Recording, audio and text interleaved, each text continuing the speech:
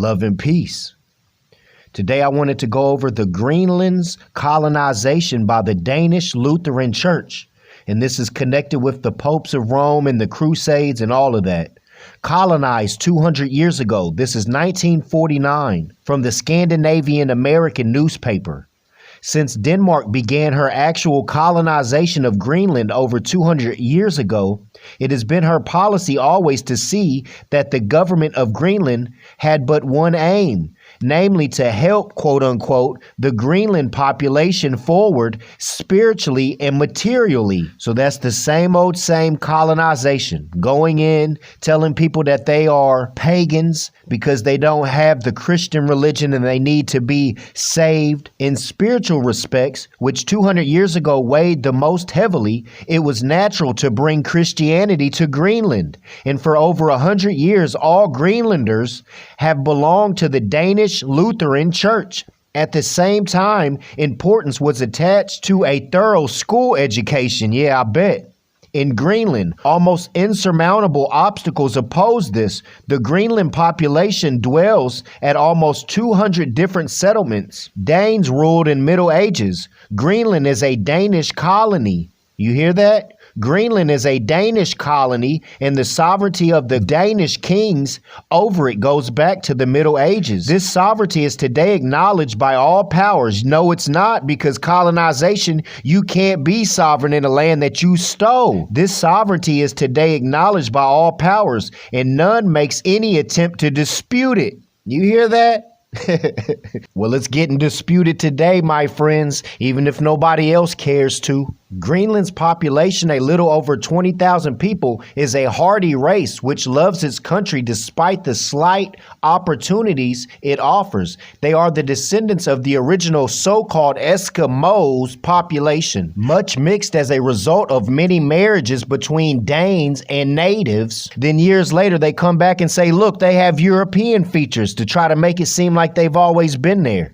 Facts. We call them islanders, but they call themselves Inuit humans. They dislike the name Eskimo. Originally, it was not their language, but an Indian term of abuse. And we know as far as the Indian caste system, black and white or whatever. So whatever Eska is, I'm sticking with the Mo. Now, they're talking about how Trump wants to, quote unquote, buy Greenland from Denmark. However, Denmark can't sell that land because they took it by colonization, and land cannot be bought, sold, or transferred. It can only stay in the hands of the inheritors. And in the beginning, you've seen the highly melanated individuals in the other newspaper article I have. About the year 1000, Christianity was brought to Greenland.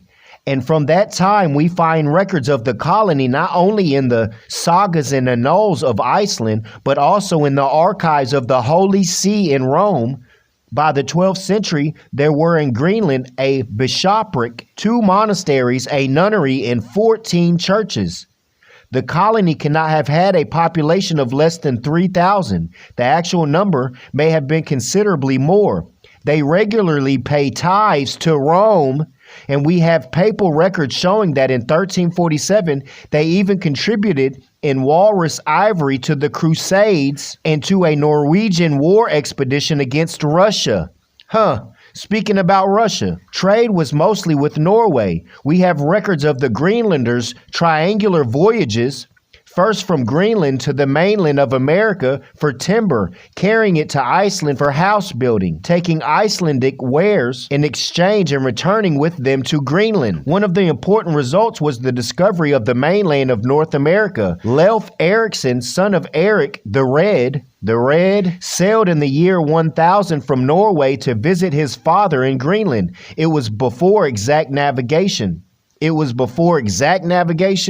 means they're referencing the modern Europeans' navigation, because Moors had that way before this. And he sailed too far south and struck another coast than that of Greenland. This was the first fully authenticated discovery of America. The story of his epoch-making voyage is so well known that we shall not dwell upon it. If it's so well known, how come they are celebrating the so-called discovery of Columbus in America then? So once again, another reason why you need to scratch that off of your calendar. And if people don't want to accept it, you can send them over here and let them see this. He returned to Greenland, and the story of his discovery spread to Iceland and the rest of Europe and found lodgment not only in the minds of men, but also in documents in various parts of Europe. And more than likely in those records in Europe is where you're going to find them talking about the Moors indeed. Even though we have the images of the children of the colonizers who amalgamated with the natives, but you see the high melanation even if they had blonde hair and blue eyes. Now the image I showed you in the beginning, it says Stephenson stands amazed in presence of blonde Eskimos.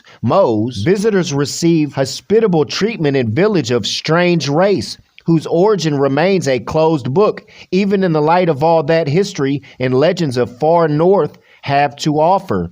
But they're highly melanated. Face to face with Arctic's mystery tribe, explorers find himself astounded not only by blue eyes and light hair, but other quote-unquote European-like characteristics, because those are the children of the colonizers who mixed with the quote-unquote Eskimos. However, it says they don't even like to be called Eskimos. Democracy introduced. Materially speaking, the method employed by the Danish government has been to place all commercial activity in Greenland under a state monopoly. This has ensured that the Greenlanders could always dispose of their products and always be able to obtain from outside the commodities they needed at a stable price level. It is laid down that the profits, if any, of this state monopoly are solely to be used to benefit the Greenlanders. Denmark has introduced the democratic principles into Greenland.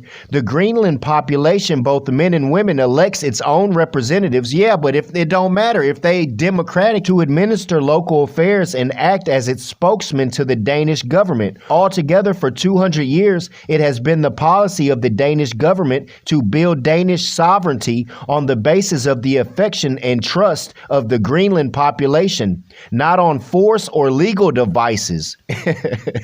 You know what? There's a lot more readings to this that gets way crazier, but I'm not even going to go through it, man, because this gets dangerous. But again, this is the Scandinavian American. Now, this blonde-haired, blue-eyed situation, it's reminding me of Tibet, the Aryan race with the man with the mustache and all that, which, by the way, at the Cornish Temple, we already debunked that. The man with the mustache wasn't looking for no blonde-haired, because the Germania documents that Himmler acquired, and that was so important for him to acquire, spoke of red-haired beings, and their master was Herman, which is Hermes. The bottom line truth is Adolf, or Adel Wolf, a noble wolf. His point is the superior race among the paleskins are the ones who had the amalgamation from the Moors, the red-haired creations that was given the gift of passion. There's a man who just put out a Nazi book, is known as some great historical scholar, was speaking about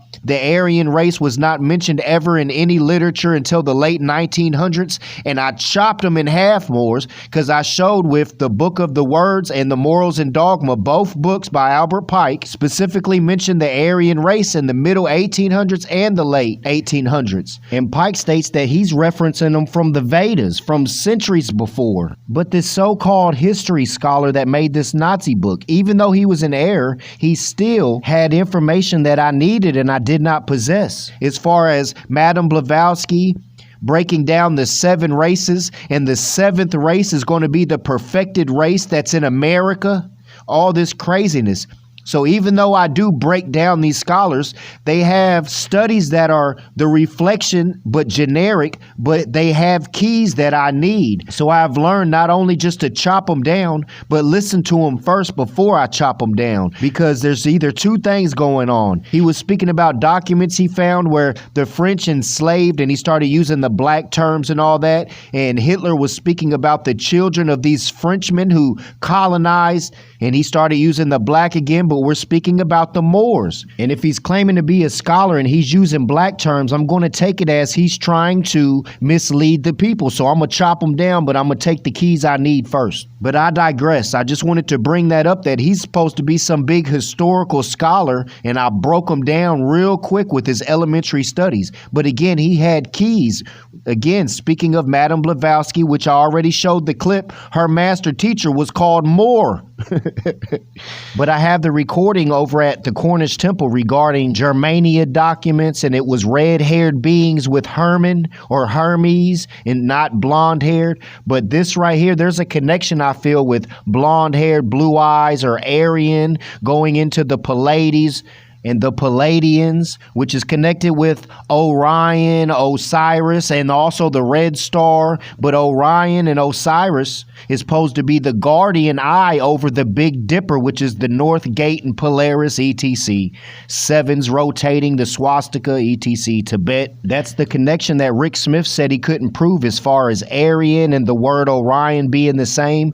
They are the watchers over the Big Dipper and the Little Dipper, the North Gate, the seven swastika. That's why the doggone priests, they speak of Sirius star, but they say their ancestors come from the seven. It has to do with the connection between Orion or Sirius, Cyrus, or Osiris, the Pleiades with the Big Dipper. Because the three aligned stars that's with Orion is known to be the three sisters. Then you have the seven sisters that's through the Milky Way, the seven calves, which one mother gives us all suck of milk. And we have the video of the doggone priest wearing a fez speaking about the Sirius star, or they come from the ancestors of the seven, etc. With Ninersog the Moor, the Anunnaki. I leave you in love and peace. Divine honors to Prophet Noble Drew Ali and the Moorish divine and national movement of the world, Islamism.